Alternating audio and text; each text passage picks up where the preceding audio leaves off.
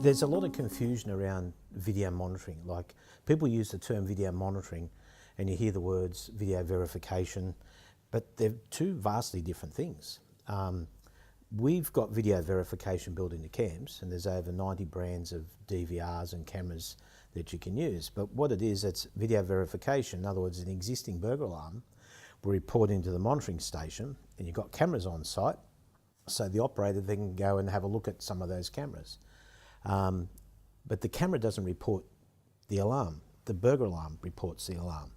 So it just means you can go and have a look at those particular cameras. Video monitoring is different, where video monitoring is the surveillance system is reporting the alarms into the monitoring station. And when it reports the alarms, it'll often report exactly what it is. Here's the vision you need to look at. One click of a button, you're looking at the vision that's caused the burglar alarm. Whereas with video verification, you don't get that. You might have a reed switch or a passive infrared detector go off, and the operator's got to go and then log on and look at the cameras. So that's time consuming. That's disruptive. We've been able to do that for 3 decades. There's nothing new in that. Every other monitoring platform I see out there has video verification. We're no different. That's with the cam's eye view, the instant view. But remote guard is vastly different. Some monitoring stations say, oh, I did video alarm monitoring years ago, it cost me money. Absolutely it cost you money because it was disruptive. It would take up all your operators' time. And our operators are now stuck in this video loop trying to find out what's in this alarm while other burglar alarms are coming through. So video monitoring is a whole different kettle of fish. So if anybody comes out and says to you, oh, our software package does video monitoring, well, have a closer look. Because if it's not remote guard, and we don't know too many others around the world that are working that way. And so if it's not remote guard, it's not video monitoring, it's video verification. We get some guys that now, some monitoring stations that get it. Yeah, so we're seeing the take up much, much more. As an example, the 2 biggest 24-hour gyms that are in the country, they're all on remote guard. And just 2 companies are really dominating in that particular space because they had their light globe moment, thought, hang on a minute, this is different. The monitoring stations that are monitoring those are making small fortunes from it as well. And the consumer is getting a great service.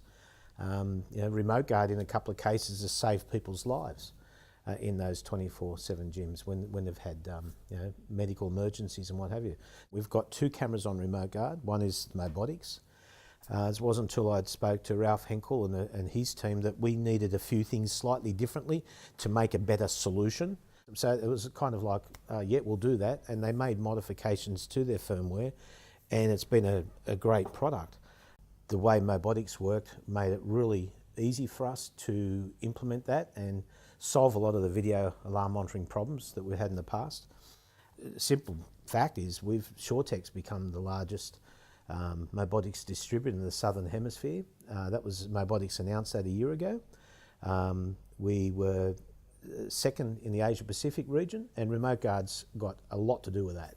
And then of course Vigilon's come along, and we're looking at one other camera right now, and that's 3 camera systems that from basically basic to the top of the range that we're trying to introduce. We're now getting camera manufacturers coming to us saying, would you put this into remote guard? Because they see the enormous potential, because they know that the remote guard, what it's capable of and what it can do, and they're trying to get the cameras.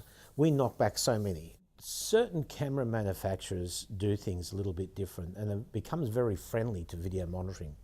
So it becomes an easy solution. Now, we don't want to put 100 brands of cameras on to the remote guard solution because it's not necessary. You've got 2 brands of cameras like Mobotics and a Vigilon. They're both unique in their own way, but both do very special things. And they really, you look at the analytics in, say, I'll choose the Vigilon. Some of the analytics we can do there means less traffic coming into the monitoring station because it's doing some clever analytics out on site. Equally said, Mobotics does the same.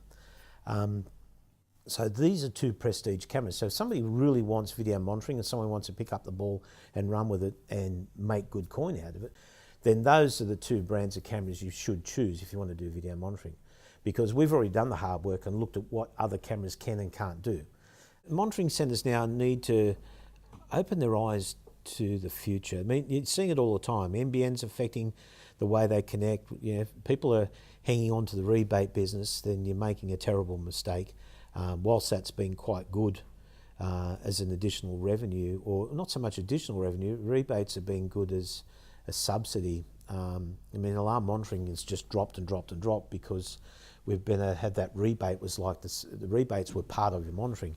If you remove that overnight, then you've got to put your prices back up to where it is, to where you're profitable. So you're getting your revenue by direct billing and rebate, and that's how it's always been. That's changing. Technology's changing that. A lot of smart people are saying, okay, that's the way it's going, and then they seize the opportunity to remain profitable on board. These guys that are just hanging on to that, they may not survive. I do think they may not survive. Anybody who hasn't got their eyes on video monitoring could be in the same trouble. It's very important. Not video verification, video monitoring, big difference, huge difference. So I think that guys need to have a good close look at their business, because technology, I mean, we talk about that Kodak moment. It happens. Big companies fall down because of technology shifts and changes, and you've got to be on top of that curve.